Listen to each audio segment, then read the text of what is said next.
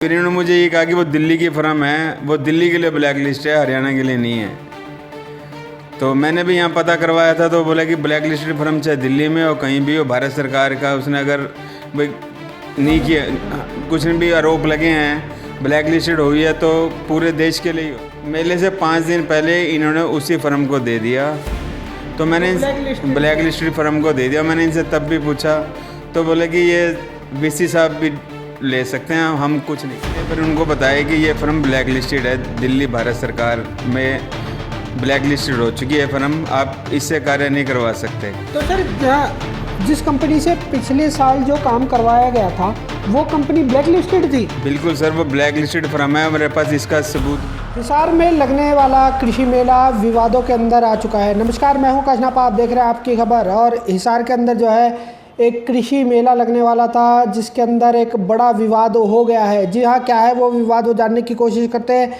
हमारे साथ एक शख्स मौजूद है, सर का पहले इंट्रोडक्शन ले लेते हैं। सर, हमारे दर्शकों को अपने बारे में बता दीजिए। नमस्कार सर, मैं नवीन कटारिया, कटारिया टेंट हाउस के नाम से मेरी फर्म है। मैं काफ़ी समय से यहाँ किसान मेले का एक स्टॉल लगाने का कार्य कर रहा हूँ, और इस बार भी हर साल की तरह टेंडर निकला हुआ था किसान मेले का, भाई इस तारीख को टेंडर आपने भरना है।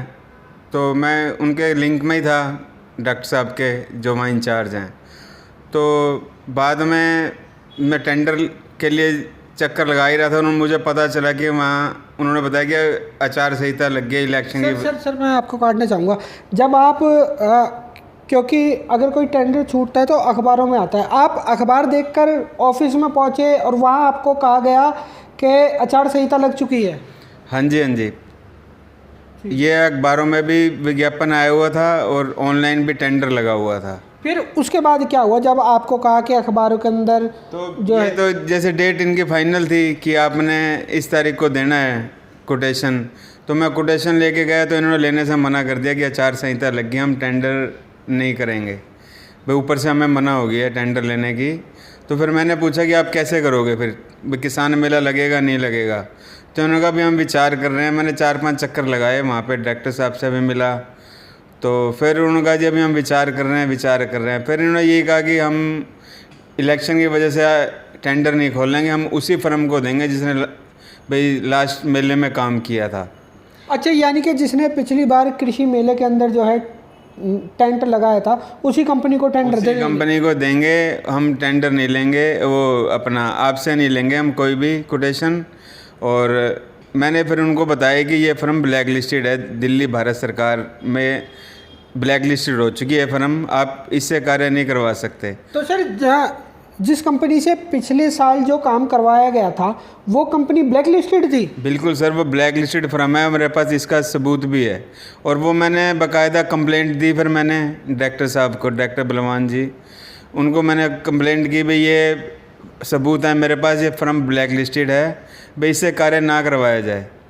तो फिर इन्होंने कहा कि इस बारे में हम फैसला नहीं ले सकते, इस बारे में फैसला वीसी साहब लेंगे यार, उनकी जो नीचे हैं वही करेंगे। तो उसके बाद ही मैं 1 हफ़्ता चक्कर लगाता रहा, तो मेले से 5 दिन पहले इन्होंने उसी फर्म को दे दिया।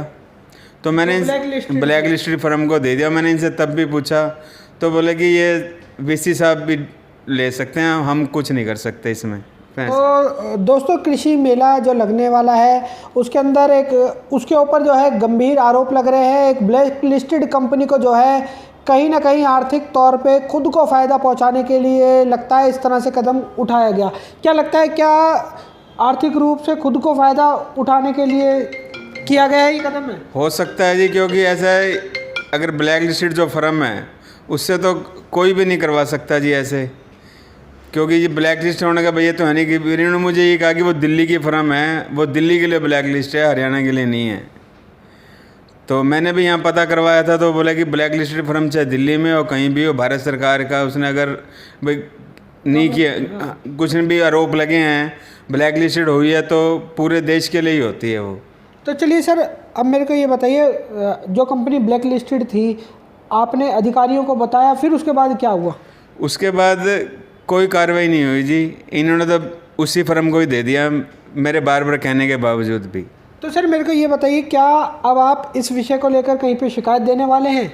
हाँ, मैं इस बारे में विचार कर रहा हूँ चीफ विजिलेंस ब्यूरो को और गवर्नर साहब को भी कंप्लेंट करूं, ताकि आगे से किसी के साथ ऐसा खिलवाड़ ना हो सके। ऐसी क्या मजबूरी थी कि ब्लैक लिस्टेड फर्म को काम दिया गया और हम 6 महीने इसका इंतज़ार करते हैं कि हम ये कार्य करेंगे, सारी तैयारियां करते हैं, उसके बावजूद अगर ऐसे काम दे दिया जाए ब्लैक लिस्टेड फर्म को, तो फिर तो ऐसे तो सबके लिए खिलवाड़ ही है। ये तो आर्थिक रूप से खिलवाड़ है सबके साथ, सबका नुकसान है जिसमें। तो दोस्तों देख सकते हैं आप, जो टेंडर जो है सबके लिए निकाला जाता है, लेकिन खुद को आर्थिक रूप से फ़ायदा पहुंचाने के लिए जानबूझकर एक ब्लैक लिस्टेड कंपनी को जो है टेंडर दे दिया जाता है। एक बड़ा खुलासा हुआ है कृषि मेले के दौरान, इस तरह से जो है एक बात निकलकर सामने आ रही है। अगर वीसी साहब भी इस वीडियो को देख रहे हैं और इस वीडियो को लेकर वो क्या कुछ कहना चाहते हैं, अगर अपनी सफाई देना चाहते हैं, तो 9278015115 ये हमारा नंबर है, हमसे संपर्क कर सकते हैं। हम उनकी भी बात चाहेंगे कि जनता जनार्दन तक रखे, लेकिन बड़े ही गंभीर आरोप लग रहे हैं। और ये कोई पहली बार नहीं है कि HAU यूनिवर्सिटी के वीसी पर पहली बार कोई आरोप लग रहे हो। इससे पहले भी कई वीडियोस आपने हमारी देखी होंगी, लगातार इस तरह के आरोप जो हैं वीसी साहब पर लगते हुए नज़र आ रहे हैं, लेकिन अब तक वीसी साहब जो है किसी प्रकार की सफाई नहीं दी है। लेकिन आज हम चाहेंगे ज़रूर, क्योंकि जिस कंपनी के लिए, जिस टेंडर के लिए हज़ारों लोग जो हैं फॉर्म भरते हैं, लेकिन एक विशेष तौर पर एक ब्लैक लिस्टेड कंपनी को जो है सीधा सीधा टेंडर दे दिया जाता है। एक ऐसी खबर निकल कर सामने आ रही है, कैसे गंभीर आरोप लग रहे हैं।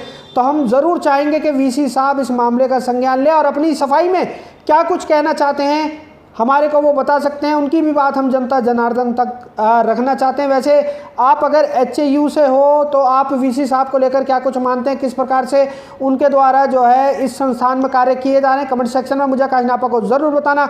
इन्हीं तस्वीरों के साथ मैं आकाश नापा लेता हूँ इजाज़त। बहुत जल्द मिलूंगा शहर की दूसरी किसी गतिविधि के साथ। जब तक के लिए सभी दर्शकों का आपकी खबर से जुड़ने के लिए बहुत बहुत धन्यवाद।